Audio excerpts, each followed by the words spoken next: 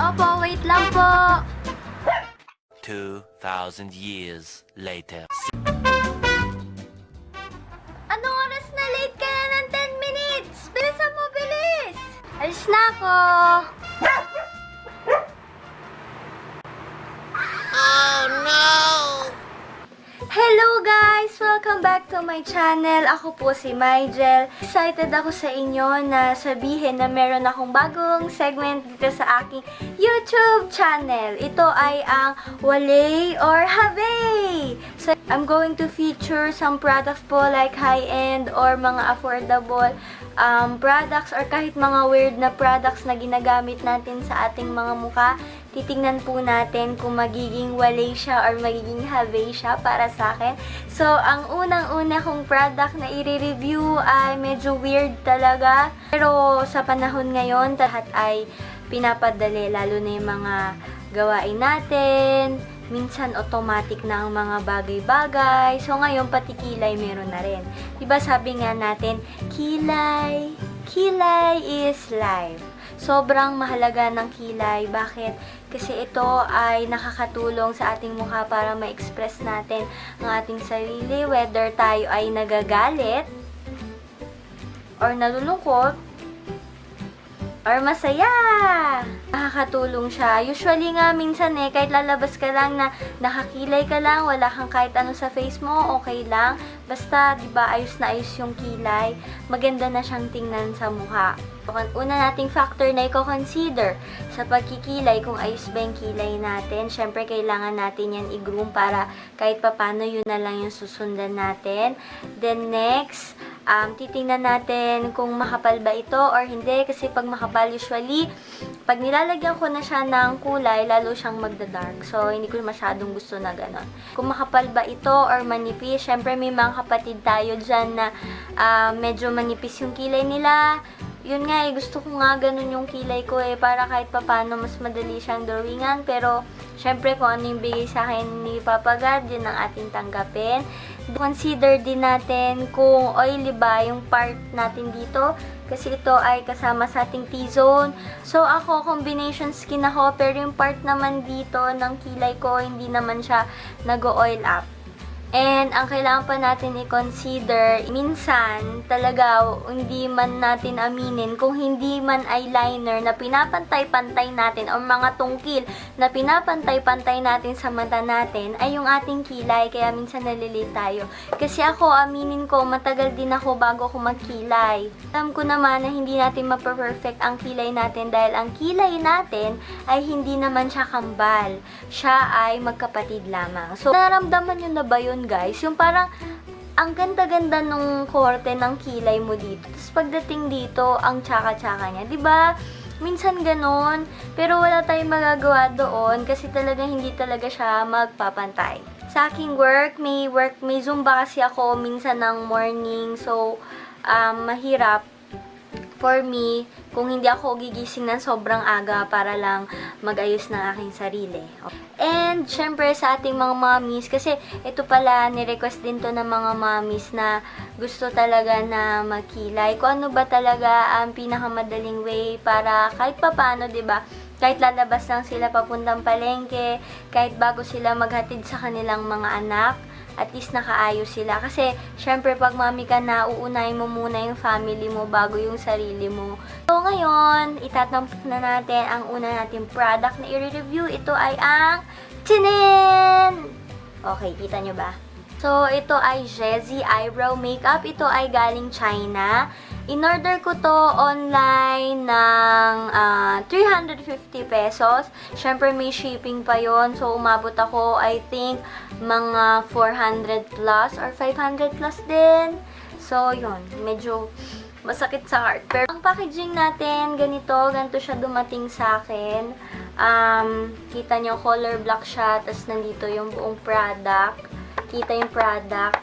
And, yung likod, nandito yung label niya and everything. Siguro mga ingredients nandito rin, pero hindi ko siya mabasa. Ang ano niya, weight niya ay 5.5 grams. Gilid niya, kita mo sa ilaw yung name ng product. Nare-reflect siya. And dito din sa kabila. Ayan. So, dito din sa bandang baba at yung kabila. Ito na yung pinakaloob ng product. So, ganito mo siya bubuksan. So, diba, ang syala kasi silver ang kanyang ganap. Sa loob niya, pag binuksan mo siya, makikita mo yung instruction kung paano mo siya gagawin. Ito. Hindi ko pa rin siya maintindihan. Buti na lang ay may drawing siya sa baba. Okay, meron siyang 3 shades. Ito ay light brown, dark brown, at black brown. At ang kinuha kong kulay ay light brown para lang makita natin or kahit papano ay mapantay natin sa aking buhok. So, ganito ang itsura niya. Maliit lang siya. Ayan. Ito yung mga stamp niya, left and right. At sa baba, andito yung shade niya, number 3. And hindi ko pa rin ulit maintindihan. Binuksan mo siya. Yan. Meron siyang salamin na oblong. Kasi ganun din yung shape niya. And ito yung kulay. Okay. So guys, nagamit ko na pala ito ha. Kasi tinry ko yung Gala test and Hulas test. Para makita natin kung okay siya. Ibig sabihin noon, yung aking gala test, ibig sabihin, gumala-gala lang ako sa labas. Kasi nung time na ginawa ko yun ay nag-church kami. Isa is Hulas test, ginamit ko siya sa Zumba class ko. Siyempre, pawis-pawis galore yun. Ito ang itsura ng kanyang stamp. Sorry. So, sabi ko nga kanina sa inyo, ito ay nagamit ko na. As you can see, ang stamp niya ay straight brows. So, wala siya nung western type, yung parang on fleek, or may arco, ganyan. Ang kulay niya talaga is white lang.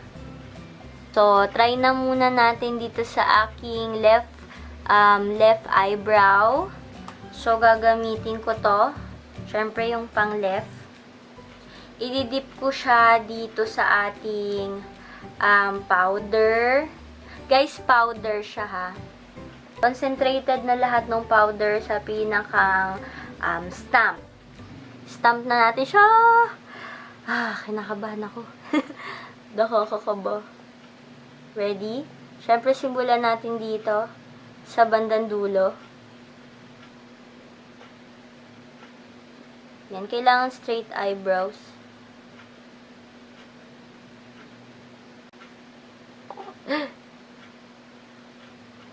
Okay.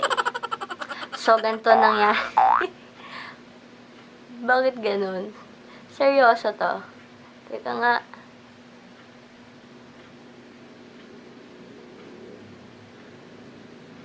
Oh, ganun talaga. Teka nga.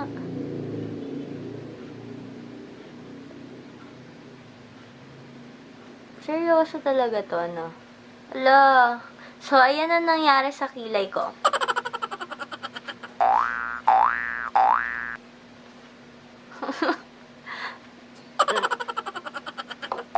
Korean kilay ba to? Teka nga, bakit ka ganun, ano? Teka, tingnan natin. Hala, ibig sabihin ganyan kakapal yung kilay ko. Parang may sugat ako. Hala. Promise? Oo, ganyan nga, guys.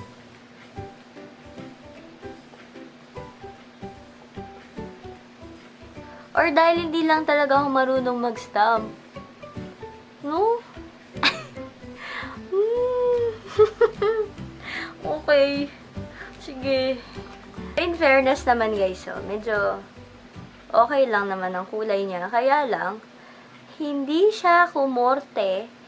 Or kumorte nga siya sa aking kilay, pero, or baka, pero tingnan nyo, parang adik lang, ano? Parang sobra. Iwan, ba't gano'n? Parang, ang kapal, no? Sobra. Tingnan nyo naman. I-try ko sa kabila na gagamit ako ng angled brush. Ito lang. Oh, okay. Look. Look ang powder. Powder ni Ate.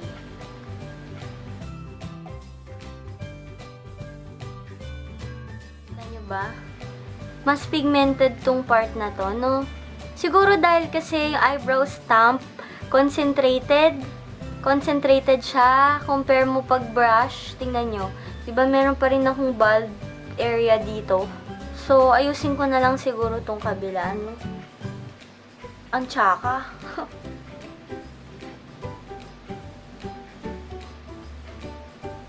Grabe, kailangan mo pa rin siyang ayusin.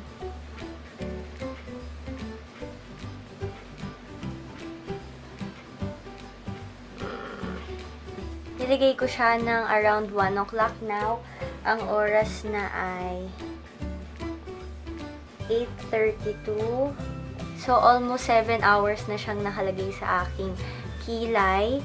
Tapos, ginanto ko siya. Tingnan nyo, guys. Wala akong nakikitang bahid ng powder. See? So guys, let's do the hulas test. So, meron akong dalawang Zumba class. Try ko yung Zeji eyebrow stamp. So, this time, ginamit ko lang yung brush. Hindi na ako gumamit ng stamp. So, kapag binabrush ko yung eyebrow brush dun sa pinakang product, nagkakaroon ng fallout. Ko muna siya sinil ng eyebrow mascara para makita natin kung hindi siya huhulas. So, later na lang sa third class ko ng Zumba, isisil ko siya ng mascara. Titingnan ko kung ano yung, kung mas okay ba.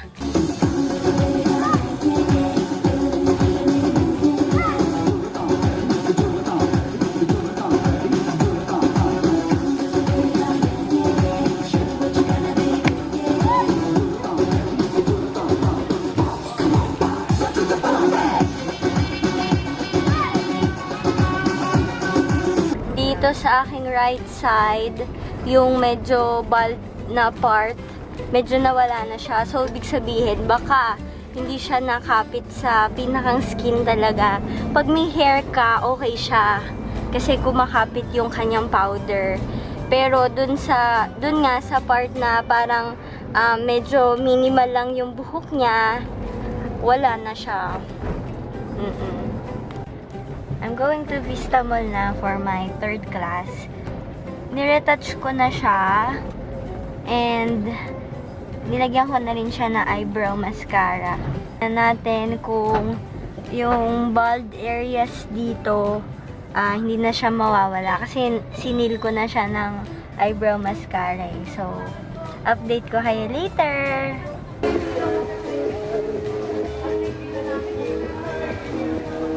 So guys, I'm done na.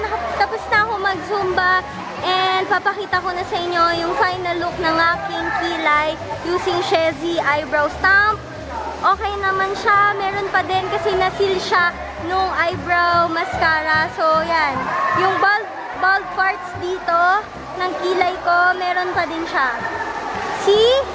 So okay siya pag nasisil siya ng eyebrow mascara. Tapos may mga pawis-pawis pa dyan. Diba? Oh, diba bongga? At hindi naman siya nag-smudge kasi wala naman parang brown-brown sa face ko na kumalat dahil sa pawis. So guys, ito na. Alamin na natin ang aking final verdict. So, inayos ko lang ang aking kilay. Magkakaroon tayo ng parang point system. So, we're gonna see kung yung have ilang points and yung wale kung ilang points. Sinum up natin yon at bawa mas mataas si have, syempre ibig sabihin have yung product. Pero mas mataas yung wale, so wale yung product. Does it save time? Definitely wale. Kasi guys, hindi ko alam kasi 'di ba nakita niyo naman nung in-apply ko, hindi ko alam kung talagang hindi lang ako marunong mag-apply ng stamp na yon. Pero why not ayusin mo na lang kung gano'n rin naman, kung parang ang useless lang nung stamp, kung parang pag nilagay mo, hindi naman gano'n magiging kaganda ang kalabasan. Nung nilagay ko pa siya, di ba, winark out ko pa siya, inayos-ayos ko, nilinis-linis ko, nilagyan ko ng concealer and everything. So, parang gano'n din. E di, gawin mo na lang lahat, di ba? Parang gano'n pa rin naman yung time na magagawa mo. So guys, okay ba to sa mga beginners like me? Medyo para sa akin it's a wale. Kasi for me, hindi siya nakatulong. Kasi 'di ba syempre, kahit tayo, meron talaga tayong bet na shape ng ating kilay, wherein yung ating eyebrow stamp, isa lang yung pinapakita niya or isa lang ang available na stamp sa kanya, which is yung pang Korean. Pero mas bet ko kasi yung medyo may arco. So, ayun, parang no way, parang gusto ko rin na matututo talaga ako na hindi ako aasa sa mga bagay na tulad no, na mag-stamp. So, ag-aaralan mo kung paano mo siya gagawin. Is it affordable? For me, it's wale, guys. It's 350 pesos. Yung nabili ko, hindi ko gusto kasi napamahal ako dahil nagkaroon pa ng shipping fee. Syempre, dito sa provincial address, mas mahal ang shipping fee. Usually, umaabot yun na 99 pesos to 175, depende sa location talaga ng lugar. Pero siya affordable kasi sa 350 ko, magdadagdag lang ako ng onte, makakabili na ako ng ibang eyebrow product na meron sa drugstore or may mas mura pa, guys. Is it sulit? Guys, for me, hindi siya sulit. Bakit?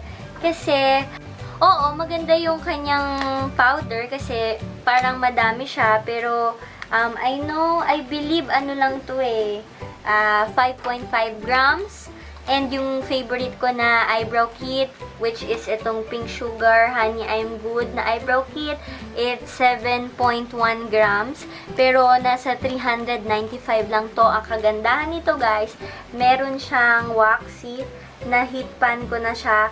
Ito yung una ko nilalagay para dumikit yung powder. At nakikita nyo, yung kanyang powder, 3 yung shades niya. Guys, imagine, 395, may wax na, meron ka pang 3 shades. So, if ever magbago yung kulay ng iyong buhok, halimbawa, humaba na ito, meron akong may pa-partner pa rin na kulay, diba? Makakapag-adjust pa rin yung eyebrow kit at hindi siya masasayang, guys. Is it smudge proof? Is it waterproof? Definitely a have. Smudge proof, kita nyo naman nung pinahid-pahid ko, hindi talaga siya nawala. And doon napawisan ako sa hulas test.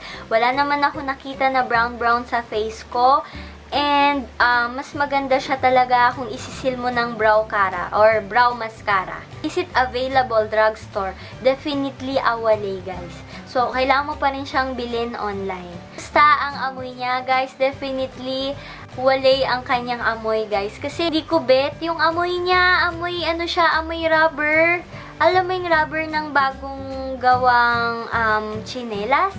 Kasi yung packaging niya, hindi mo talaga maintindihan kasi nga made in China siya. So, hindi mo mababasa kung ano man ingredients ang nilagay niya dito. Pero, hindi ko talaga gusto yung amoy niya. Amoy chinelas, amoy rubber, na hinaluan ng amoy ng makeup. Okay ba yung packaging niya? Definitely a wale. Bakit ko nasabi, guys? Kasi, di ba ganito yung itsura niya? So, kung lalagay mo siya sa iyong makeup kit, nakasama yung eyebrow stamp, di ba? O, tingnan nyo. May tendency siya ma-detach sa kanyang lalagyanan. After nun, magkakaroon ka ng mga powdery-ish sa iyong mga makeup kit na wherein ayoko naman mangyari yung mga bagay na yon, di ba? So, yon. Siguro kung ito lang, pwede. I-total na natin, guys. Ating have ay 1, 2. 2 points.